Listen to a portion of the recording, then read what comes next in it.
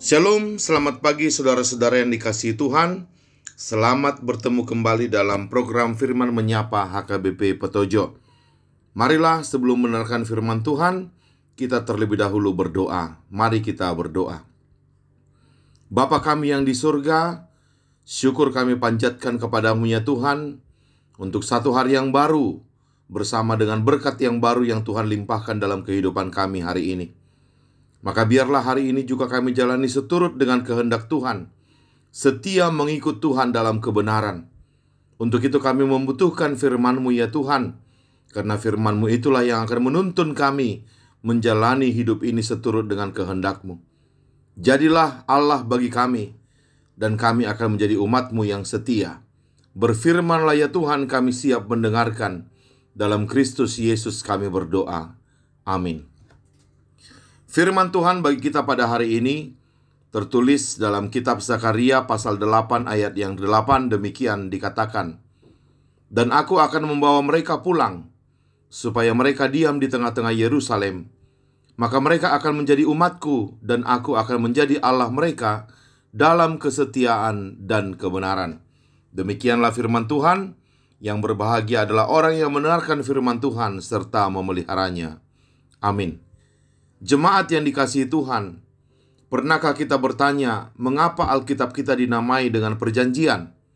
Perjanjian lama dan perjanjian baru. Apakah itu cuma kebetulan Alkitab dinamakan demikian? Jawabnya tidak. Alkitab memang dengan sengaja diberi nama perjanjian. Sebab Alkitab memang berisi perjanjian antara Allah dan manusia. Firman Tuhan itu intinya adalah perjanjian atau kontrak antara Allah dan manusia. Tapi jangan kita melihatnya sebagai perjanjian yang sering dibuat oleh manusia di dalam kehidupan kita sehari-hari ya, seperti janji ketemuan, janji nobar, dan seterusnya. Bukan. Perjanjian di Alkitab bukan perjanjian yang seperti itu jenisnya. Perjanjian di Alkitab adalah perjanjian yang suci, perjanjian yang kudus, yang dalam bahasa Inggris dinamakan dengan covenant.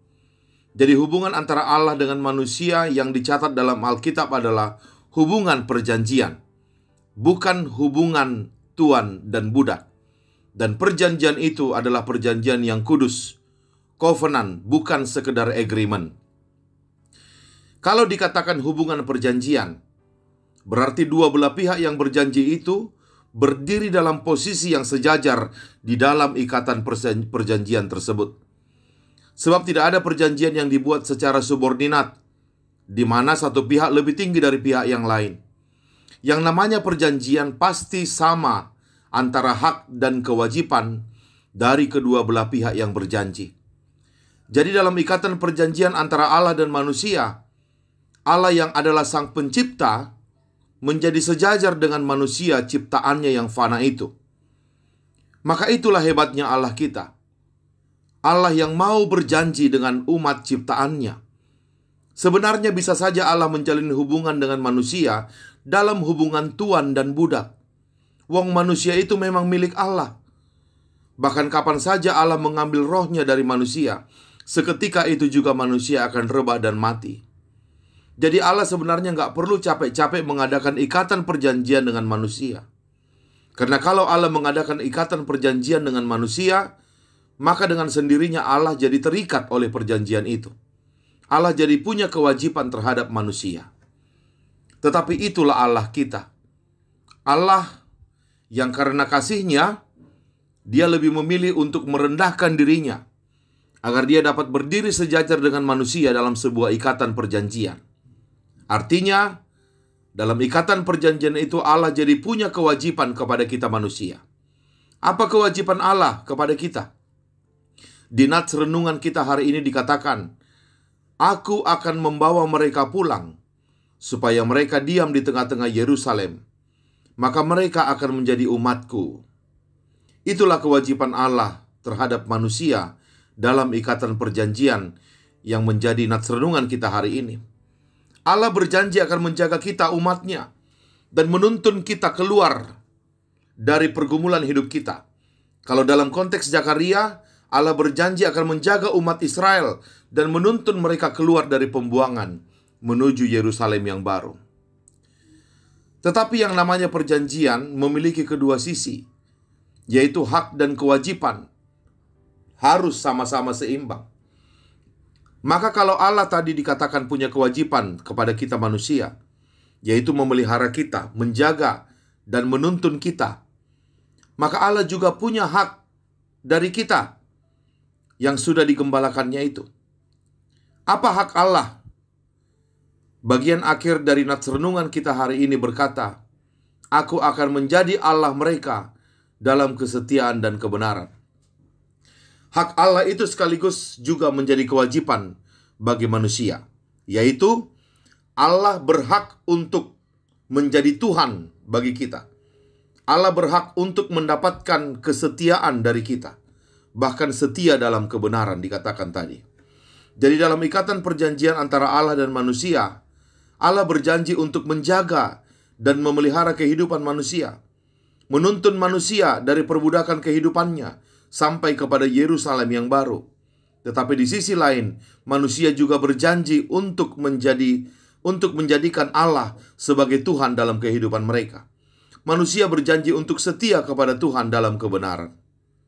Nah, mari kita lihat dalam kehidupan kita sehari-hari.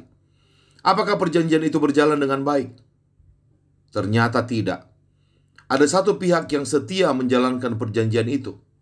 Tetapi di sisi lain, ada pihak yang selalu saja melanggar isi perjanjian tersebut. Siapakah pihak yang setia? Dan siapakah pihak yang melanggar? Tentu saja pihak yang setia adalah Allah. Bahkan di Mazmur 89 ayat 35, Tuhan sudah berkomitmen mengatakan, "Aku tidak akan melanggar perjanjianku, dan apa yang keluar dari bibirku tidak akan kuubah." Jadi Allah sudah berkomitmen tidak akan pernah melanggar perjanjiannya dengan umatnya. Allah akan setia menjadi gembala bagi umatnya. Maka bagaimana dari pihak kita manusia? Adakah manusia juga berkomitmen yang sama? Adakah manusia yang dengan berani mengikrarkan bahwa manusia tidak akan melanggar perjanjian dengan Allah? Ternyata tidak satu pun di dalam Alkitab ada tulisan yang mengatakan ada manusia yang berkata bahwa dia berani berkomitmen untuk tidak pernah melanggar perjanjiannya kepada Allah. Dan kenyataannya memang demikian. Dari pihak manusia, hampir setiap hari dalam kehidupannya melanggar perjanjian dengan Tuhan.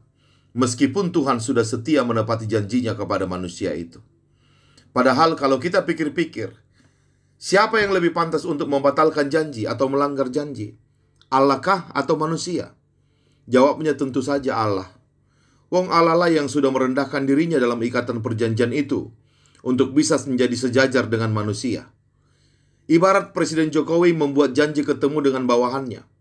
Dalam ikatan perjanjian itu, Jokowi menjadi sejajar dengan bawahannya yang dia ajak berjanji itu. Mereka menjadi sama-sama punya hak dan kewajiban dalam ikatan perjanjian itu. Tetapi karena posisinya sebagai atasan, Jokowi bisa kapan saja membatalkan perjanjian itu. Kemungkinan untuk melanggar lebih besar ada di pihak Jokowi. Sementara bawahannya tersebut cenderung tidak berani untuk melanggar perjanjian tersebut. Tetapi tidak demikian dengan ikatan perjanjian antara Allah dengan kita manusia. Seharusnya pihak Allah lah yang lebih berpotensi untuk membatalkan perjanjian itu. Namun faktanya, dari pihak kita manusia lah yang hampir selalu dan hampir setiap hari melanggar perjanjian kita dengan Tuhan. Maka melalui firman Tuhan yang menyapa kita hari ini, kita diingatkan untuk setia kepada perjanjian kita dengan Tuhan. Bukankah sebuah penghargaan yang luar biasa seorang Allah yang adalah Sang Maha Pencipta mau berjanji dengan umat manusia fana seperti kita ini? Allah yang tidak terikat itu jadi terikat oleh perjanjiannya dengan kita manusia.